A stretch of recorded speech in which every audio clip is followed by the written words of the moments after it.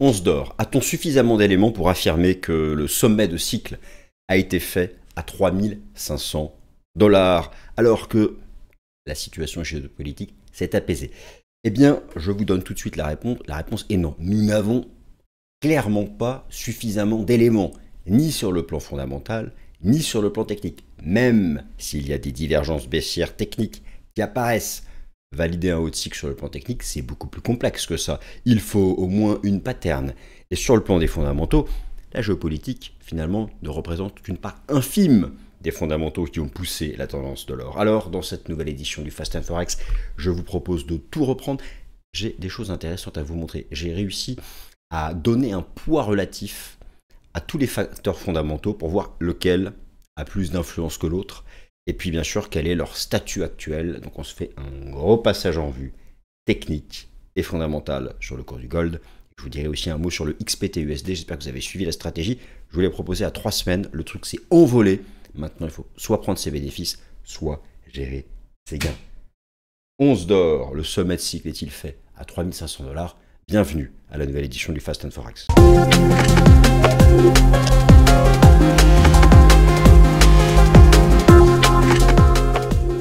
Avertissement légal. Cette vidéo ne constitue en aucun cas un conseil financier. Le contenu de cette vidéo ne constitue en aucun cas un conseil financier. Merci à tous. Chers amis, je suis donc ravi de vous retrouver pour la nouvelle édition du Fast and Forex. Alors qu'il fait chaud, chaud, chaud, ici à Paris, j'enregistre la vidéo à Paris, il fait 40 degrés. Et là, je suis dans une pièce avec des lumières dans tous les sens dans la figure. Autant vous dire que j'ai chaud. Chaud, chaud, chaud, chaud. Est-ce chaud aussi pour le gold? Le gold qui vraiment a hyper bien performé ces derniers mois, même ces dernières années. C'est pourquoi on se pose la question, puisque l'or, lorsque vous regardez les graphiques de moyen long terme, il est très cyclique. Il alterne des phases comme ça de poussée. Et puis ensuite, pendant quelques mois, voire parfois années, même, il se met en phase latérale. Et c'est justement lorsqu'on pense que ces phases latérales n'auront plus jamais lieu, parce que je peux entendre des types d'âneries sur l'or, que justement ça arrivera. Alors, la question est simple. La réponse ne sera pas simple. Enfin, si présenter des arguments qui ne sont pas compliqués, la réponse est complexe. En tout cas, il y a des nuances. C'est-à-dire que, effectivement, les 3500 $ ont bloqué le marché. Effectivement, il y a eu depuis une phase donc, de 200-300 $ de correction, en grande partie déclenchée suite au cessez-le-feu au Moyen-Orient. Là, la situation n'est pas pour autant stabilisée, mais tout de même, le fait géopolitique a joué. Et justement, c'est là où je voulais reprendre certains éléments, puisque j'ai pu lire ci et là que la géopolitique était le driver principal de la tendance de l'or, ce qui est faux et archi faux. Les facteurs d'influence sur l'or, d'un point de vue fondamental, sont nombreux. La géopolitique n'en est qu'un aspect. Il y a la corrélation inversée avec le dollar américain, avec les taux d'intérêt, la demande financière via les ETF. Il n'y a pas que les ETF américains, il y a les ETF en Asie, il y a les ETF en Europe.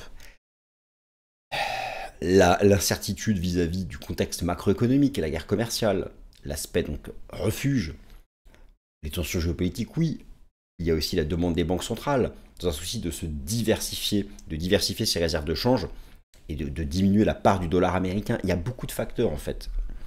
Et si vous voulez, ce qui a expliqué que l'or, depuis début 2024, rappelez-vous, quand il avait donné ce signal technique haussier que nous avons suivi ensemble, de base, la cassure technique de l'ancien record historique en février 2024 à 2075 $. Non mais pour l'or, lorsque vous associez fondamentaux et techniques de manière juste, c'est un régal. Depuis la cassure des 2075 $, le machin est monté à 3500. Bon, c'est un chiffre rond, certes, au-delà de ça, c'est un endroit où passent des cibles théoriques techniques, qui pour la plupart ont été faites, des cibles de long terme. C'est pourquoi je pose cette question régulièrement, depuis plusieurs semaines, puisqu'on se maintient sous ces 3500. Pour autant, même sur le plan technique, ce n'est pas parce qu'on atteint des objectifs de cours théoriques que c'est forcément la fin, puisqu'on peut toujours en trouver au-dessus. Et oui, en cherchant bien, avec l'analyse technique, on trouve toujours ce qu'on cherche. Mais en tout cas, les plus évidents, les plus usuels, voilà, c'est l'adjectif que je cherchais, ont été faits. Maintenant, atteindre des objectifs, c'est bien, c'est une chose. Quant à argumenter pour un haut de cycle, c'est différent. Argumenter pour un haut de cycle, là, c'est valider une pattern de renversement. Et là, c'est autre chose. Et la dernière fois qu'il y avait une vraie pattern de renversement, de pause, ce fut en 2011 et aussi en 2020, au moment, suite à une poussée post-Covid. Ensuite, il y avait eu soit une correction, soit un roll. Donc, il faut aussi comparer avec les éléments qu'on a dans le passé. Mais effectivement, nous avons des éléments pour nous interroger sur le plan technique. Alors, voilà le plan de cette nouvelle édition du Fast and Forex. On commence par une grosse partie fondamentale que je vais un peu creuser.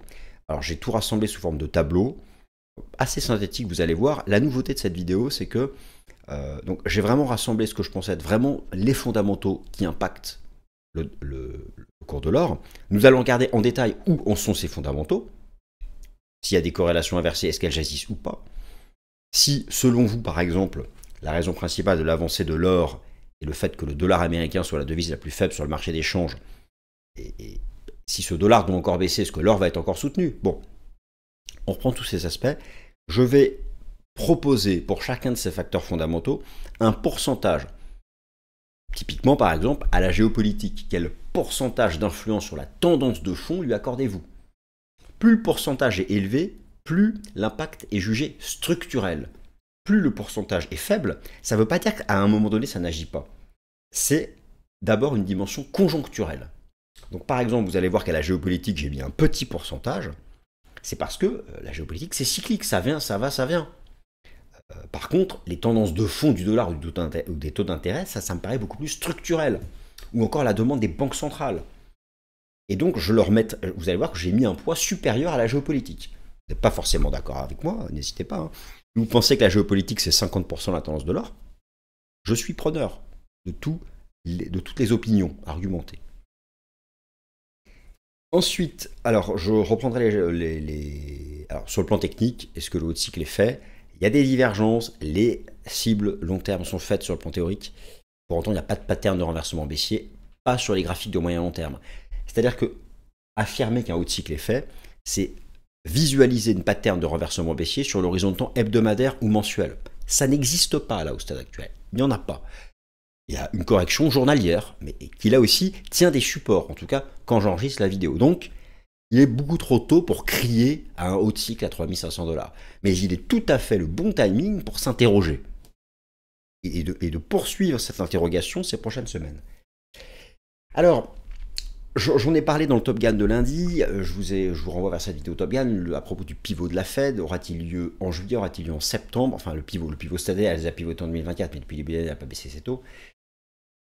C'est important parce que, bien sûr, que l'or s'exprime en termes de prix avec une corrélation inversée vis-à-vis des taux d'intérêt, notamment des perspectives de politique monétaire de la Fed. Et attention, cette semaine, la semaine dernière c'était l'inflation USPCE, cette semaine vous avez le rapport NFP, et je vous le rappelle, le vendredi 4 juillet est un jour férié aux États-Unis, c'est la fête nationale, célèbre l'indépendance vis-à-vis du Royaume-Uni à l'époque, à la fin du XVIIIe siècle. Eh bien, cette semaine, donc, le rapport NFP est avancé, puisqu'en général, il est publié le premier vendredi de chaque mois. Là, tous les chiffres sont avancés au jeudi 3 juillet. Donc, c'est le temps fort fondamental de la semaine.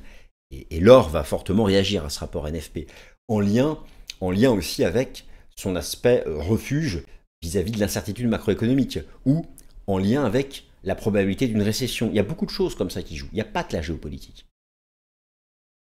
Voilà, alors imaginons donc justement que le marché fasse une cassure technique haussière des 3500 et aille au-delà. On va essayer un peu de se projeter sur des raisons qui pourraient le pousser au-delà. Et puis je refais un point technique rapide sur le XPT-USD pour lequel je vous ai proposé une stratégie. Il y a 3 semaines, le métal a bien progressé. Et là on est plus maintenant dans une phase où on approche du surachat. Il faut soit prendre ses bénéfices, soit gérer ses gains. Je pense que ça peut aller plus haut sur le moyen long terme, mais là, pour le court terme, ça peut être pas mal au moins de remonter les stops.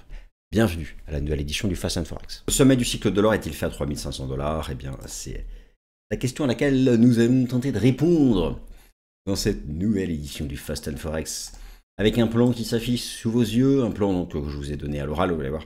Commencer par une grosse partie fondamentale, une partie technique, et puis ici un certain nombre d'autres sujets dont j'ai pu vous parler dans l'introduction. Tiens, j'ai oublié d'ailleurs dans l'introduction de rappeler que je vais aussi passer en revue le rapport relatif entre Bitcoin et l'or, à travers donc le fameux ratio Bitcoin Gold, ça c'est important, et ça fait partie des baromètres qui peuvent aider à répondre à cette question, donc d'un éventuel record.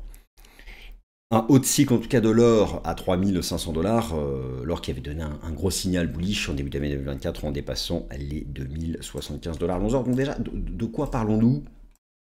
Je repasse ici sur un graphique en données mensuelles, je suis sur une échelle logarithmique. Hein.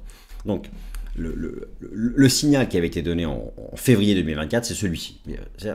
L'or, il n'y a pas de piège. Hein. L'or, il n'y a vraiment pas de piège. Vous avez des longues phases haussières, des grosses phases de range, des breakouts, on repart pour une phase haussière, une phase de range, un breakout, on repasse pour une phase haussière, et viendra le moment, si vous voulez, viendra le moment où l'or se mettra à nouveau, dans le pire des cas, en pause. La question est donc de savoir, est-ce que ces 3500 $, niveau sous lequel le marché en fait se maintient depuis le milieu du mois d'avril? C'est pour ça que je pose la question. Les hauts de cycle précédents, si vous prenez ici à gauche le graphique en données mensuelles, le haut de cycle, ce cycle qui avait vu l'or passer de 250 $ l'once d'or à 1900 $ l'once d'or, eh bien c'est bien parce qu'à un moment ou à un autre on s'est mis en pause, on a fait ici une pattern, on avait cassé ici les 1530 $ que le marché est entré dans une phase de pause. Bon, là, en mensuel, en fait là ça fait que 3 mois hein, que nous sommes en range. Et vous en avez ici la version journalière. Donc c'est simplement voilà, s'interroger, et c'est aussi en lien avec l'apaisement géopolitique des tout derniers jours, même si vous allez voir que la géopolitique n'est pas le facteur dominant. Alors c'est parti, donc commençons par les fondamentaux. Donc d'un point de vue des fondamentaux, est-ce que le sommet de cycle à 3500 $ peut être validé? Je vous dis tout de suite, la réponse est non. La réponse est non. La réponse est non. Et clairement, la géopolitique est un facteur qui agit, qui a une source d'influence, mais cela n'a rien de structurel. Sauf guerre mondiale, tous les conflits que je pourrais qualifier de régionaux à travers le monde ont un impact conjoncturel. Ils agissent sur une période bien déterminée. Bien sûr que s'ils s'installent dans le temps, s'ils ont un effet disruptif sur les flux économiques et les flux commerciaux, ça change. Pour le moment, chacun d'entre eux reste contrôlé d'un point de vue régional, et l'économie mondiale n'est pas partie en récession. Donc c'est un aspect conjoncturel dès lors que les choses restent sous contrôle. Alors, à la question de savoir, est-ce que le haut de cycle de l'or a été fait à 3500 $? La première façon de répondre est, d'un point de vue fondamental, est-ce que les moteurs de la tendance haussière qui comptent ont-ils calé?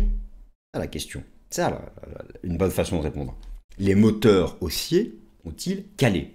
Alors, vous avez ici à droite un tableau. Attendez, je vais vous le sortir.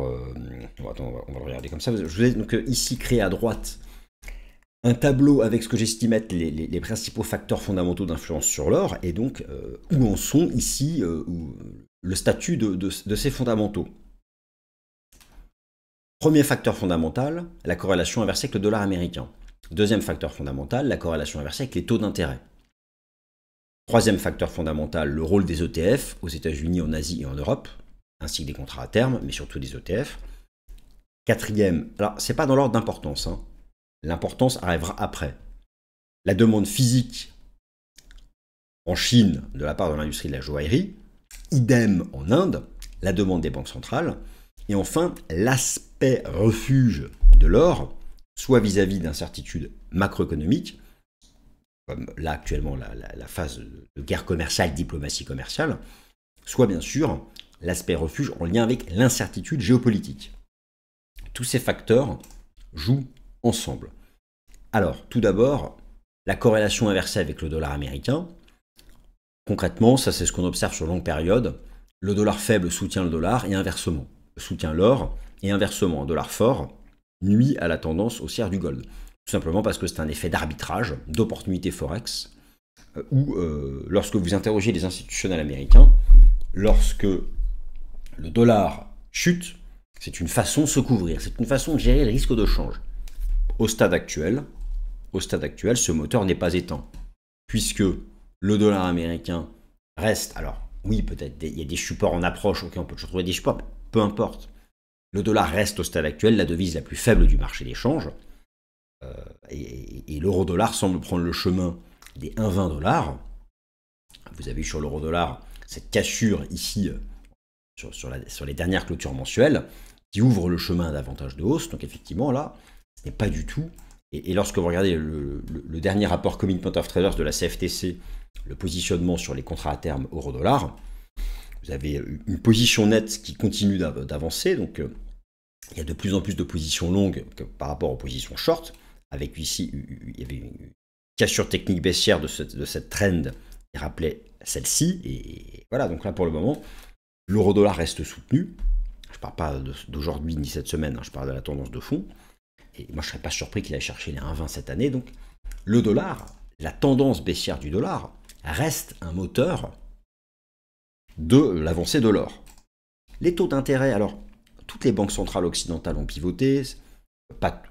On attend toujours la Fed, mais la BCE, elle est revenue au taux d'intérêt dit neutre. Aux États-Unis, lorsque vous regardez le rendement obligataire américain à 2 ans, qui anticipe ce que fera la Fed, c'est vraiment le taux qui colle le plus. Alors, le marché n'a pas cassé ce support, donc on n'est pas encore dans une anticipation de baisse de taux rapide de la Fed. Mais malgré tout, petit à petit, les taux du marché reculent aux États-Unis. Les taux du marché reculent en lien avec les anticipations de la Fed, en lien aussi avec un retour des capitaux sur le marché obligataire, avec l'incertitude macroéconomique. Le marché se projette sur, a priori pas en juillet, mais au moins 3 baisses de taux d'ici la fin de l'année. Donc, alors, en Europe, la BCE, elle est revenue au taux d'intérêt dit neutre. Bref, la corrélation inversée vis-à-vis donc des taux d'intérêt agit toujours en soutien. Les ETF, ça c'est très lié au dollar américain. La demande vis-à-vis donc la demande financière, où depuis le début de l'année, vous avez ici un histogramme qui vous montre la demande de gold sur les ETF US, les ETF européens, les ETF asiatiques. Et depuis le début de l'année, il y a eu un certain nombre de semaines où les 3 régions ont poussé ensemble. Et d'ailleurs, vous pouvez voir que sur les dernières semaines, malgré la conso sur l'once d'or, il y a eu des inflows sur les ETF US, en grande partie parce que le dollar est faible. Donc, les ETF restent encore un facteur de soutien. La demande physique en Chine et en Inde, c'est une grosse partie de la demande globale d'or. Et ça, c'est une tendance haussière de fond qui se maintient, qui est là en permanence. Vous pouvez regarder par exemple pour l'Inde, vous avez le PMI manufacturier de l'Inde qui se maintient depuis des mois et des mois au-dessus du niveau des 50 et qui même réaccélère. La demande d'or de la part de l'industrie indienne reste un gros facteur de soutien. Pour la Chine, même si la Chine a du mal à redémarrer, à relancer sa consommation des ménages, vous avez une politique budgétaire et une politique monétaire archi accommodante qui, in fine, continue d'entretenir la demande physique d'or en Chine. Ça, ce sont des demandes qui se maintiennent. La demande des banques centrales, alors là, il y a eu un rôle très important de la demande des banques centrales dans la tendance haussière de l'or ces derniers mois, même ces dernières années. Lorsque vous prenez par exemple ici, donc vous avez trimestre après trimestre la part des différentes demandes dans l'or, et vous pouvez voir que globalement, la demande des banques centrales a une part assez constante. Alors ça évolue, mais la demande des banques centrales est bien présente. Et là, je me tourne vers les dernières études du Conseil mondial de l'or, du World Gold Council, qui interroge les perspectives de gestion des réserves de change des banques centrales à horizon 12 mois. Bon, vous voyez que année après année, les banques centrales confirment qu'elles vont augmenter le poids relatif de l'or dans leurs réserves de change, en défaveur notamment du dollar américain. Donc, la demande des banques centrales va rester un facteur de soutien. Donc, c'est intéressant parce que ce qu'on commence déjà là à constater, c'est que des objectifs majeurs techniques ont été faits. Oui, il y a un début de divergence. Il y a un once d'or qui, depuis mi-avril, ne fait pas de nouveau record. Il se met à plat. Mais ce qu'on constate déjà, c'est qu'un certain nombre de moteurs fondamentaux puissants ne sont pas éteints. En même temps, il n'y a pas non plus de pattern technique de renversement. Mais il y a des cibles techniques qui sont faites. Il y a un marché qui, malgré ses fondamentaux porteurs, n'a pas été capable de dépasser 3500 $. Oui, il y a anguille sous roche. Il y a de quoi s'interroger. Toujours d'ailleurs, sur ce sujet des banques centrales, vous avez cette orthographique qui nous vient du Conseil mondial de l'or et qui met bien en avant le fait que voilà, les banques centrales, à travers le monde, il n'y a pas que la Fed, il n'y a pas que la BCE, toutes les grandes banques centrales d'Asie, d'Afrique, l'Amérique latine vont continuer d'accumuler de l'or. Donc ce sera ça toujours une tendance haussière de fond.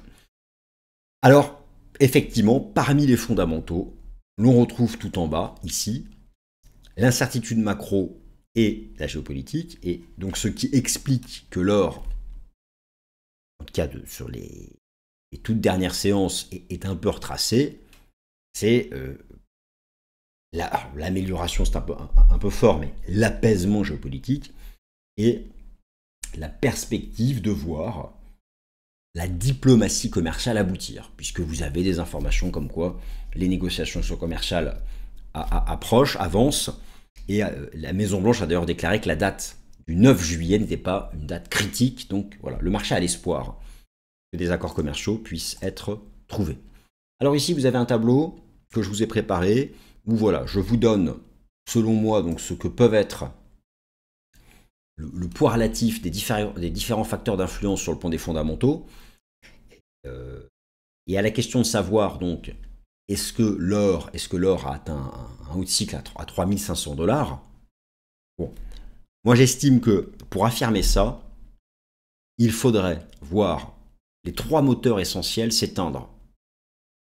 La corrélation avec le dollar, les taux et les ETF. Et si vous voulez, tant que ces trois moteurs seront allumés, il sera difficile de crier haut et fort que les 3500 $ sont le haut de cycle. Et pour le moment, ces trois moteurs sont allumés.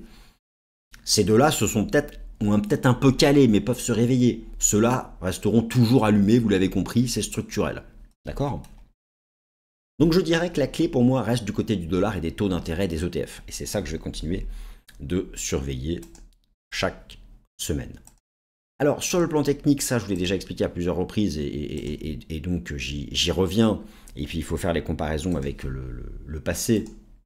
Mais effectivement, vous avez ici donc les targets théoriques de ce que j'appelle la vague 5, l'aboutissement d'un cycle haussier complet, où voilà, c'est les targets que je vous propose depuis la cassure technique haussière ici de février 2024, où les cibles théoriques c'était entre 3200 $ et le 0,618 était ici à 3560 $.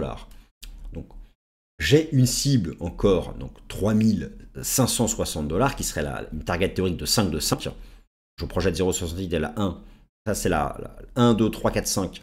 Là, je sous-décompte la 5. Et là, c'est la 5 de 5.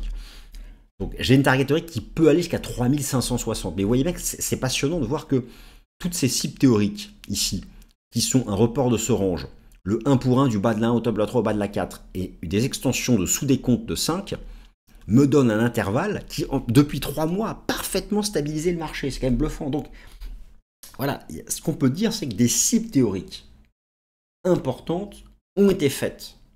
Maintenant, faire des cibles, c'est bien. Comme ici, la cible des 2000 $ avait été faite, mais il a fallu quasiment 1 an et demi de range pour que le marché entre en correction. Là, le marché peut très bien se maintenir en range pendant des mois. Voilà, donc il y a effectivement des résistances de momentum qui sont atteintes. Donc, ce que l'on peut lire pour l'instant, c'est que des cibles techniques ont été faites, mais que sur le plan des fondamentaux et sur le plan technique, il n'y a pas d'éléments. Alors, il y a des divergences. Vous avez ici, par exemple, une belle divergence weekly, on voit bien, entre les deux sommets cours de clôture. Il y a des divs. En daily, quand j'enregistre la vidéo, ici, on a cassé la moyenne mobile à 50, mais vous voyez qu'on est toujours en soutien du Kumo, du système Ichimoku. Donc, voilà, c'est un bon timing pour s'interroger. Il y a le début de quelque chose, mais voilà, ni sur le plan technique, ni sur le plan fondamental, vous pouvez arriver comme ça, avec vos grands sur vos grands chevaux, ou avec vos gros sabots, ou avec un mélange d'expressions, faites ce que vous voulez, on peut créer des expressions si on a envie de créer des expressions. Et dire, oui, c'est sûr, c'est fait, à 3500, on n'ira pas plus haut. Non, non, non, parce que j'ai même une cible théorique, ici, à 3560. Par contre, si le marché devait casser 3120, j'insiste, si le marché devait casser 3120 $, on aurait le début d'une pattern. Et là, les choses changeraient. Donc, je vais continuer de suivre ça de près.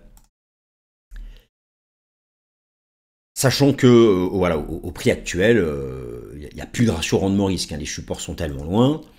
Attention cette semaine, j'ai traité ce sujet dans le Top Gun. Plusieurs choses. Déjà, le rapport NFP est publié jeudi 3 juillet. Ça, je voulais déjà vous remontrer ça, puisque le 4, c'est férié aux États-Unis. Donc le rapport NFP est publié le 3. Un scénario qui verrait la Réserve fédérale des États-Unis pivoter en juillet, c'est uniquement si il y a une augmentation du taux de chômage ce jeudi. Alors il y a des indicateurs, par exemple, les inscriptions continues au chômage, c'est vraiment pas bon, la dynamique. Hein. Mais le taux de chômage, lui, est calé à 4,2. Et le seuil d'alerte de la Fed, c'est 4,4. Donc c'est vraiment le temps fort fondamental de la semaine, ce jeudi 3 juillet. Alors, Bitcoin Gold, alors c'est beaucoup trop tôt pour affirmer ça. Est-ce que le Bitcoin a pris le... Je surveille toujours ce ratio. Vous avez ici un ratio à surveiller. Nous sommes toujours dans un canal haussier sur le ratio Bitcoin Gold. Mais vous voyez que là, on est bloqué par la médiane. On est toujours... Alors, tant que le ratio se maintient au-dessus du Kumo Weekly, Bitcoin a légèrement l'avantage. Maintenant, voilà, il faudrait redépasser la partie centrale pour vraiment la... Ouais. Si vous voulez dire que le gold a fait un haut de cycle, verrait ce ratio vraiment accélérer, dépasser sa partie centrale et rejoindre la partie haute. Pour l'instant, ce n'est pas le cas, donc je surveille le ratio, mais il est bullish au-dessus du Kumo ici, du système Ishimoku. Alors, pour aller au-dessus des 3500 $, vous l'avez compris, c'est les fondamentaux dont je vous ai parlé tout à l'heure, il faudrait qu'ils agissent tous ensemble, qu'ils se réallument tous ensemble pour aller plus haut. Et là, en particulier, la géopolitique et l'aspect diplomatie commerciale seront décisifs pour la tendance de l'or ce mois de juillet. Voilà, donc gérez vos gains. C'est une période, nous sommes à une zone en fait technique où on commence à s'interroger sur le gold, mais il est beaucoup trop tôt pour pouvoir affirmer donc, que le sommet de cycle a été fait à 3500 $. Et puis donc, en bref, rapidement pour terminer, je vous avais parlé il y a maintenant, je crois, 3 semaines du platine. Parce que le platine, regardez un peu là, voilà, c'était ça, je vous en avais parlé ici, lorsqu'on a eu cette cassure technique haussière, et regardez un peu l'impact d'un breakout. Attention, c'est complètement suracheté. Regardez le graphique d'ailleurs en données mensuelles. Après un mois comme ça peut temporiser un peu. Alors, je ne dis pas que le marché ne peut pas aller chercher ses sommets, mais attention, hein, toujours pareil, c'est le timing, c'est bien d'être haussier, mais on achète sur support. Par contre, si ça retrace et qu'on vient sur une zone de support, par exemple les 1200, là, cela pourra être une opportunité. Voilà, chers amis, eh bien, je vous remercie d'avoir écouté. Et puis donc, je vais continuer de suivre ça avec vous chaque semaine. Pour l'heure, nous verrons donc si ce sommet de cycle ou pas est fait à 3500 $. Merci à toutes et à tous.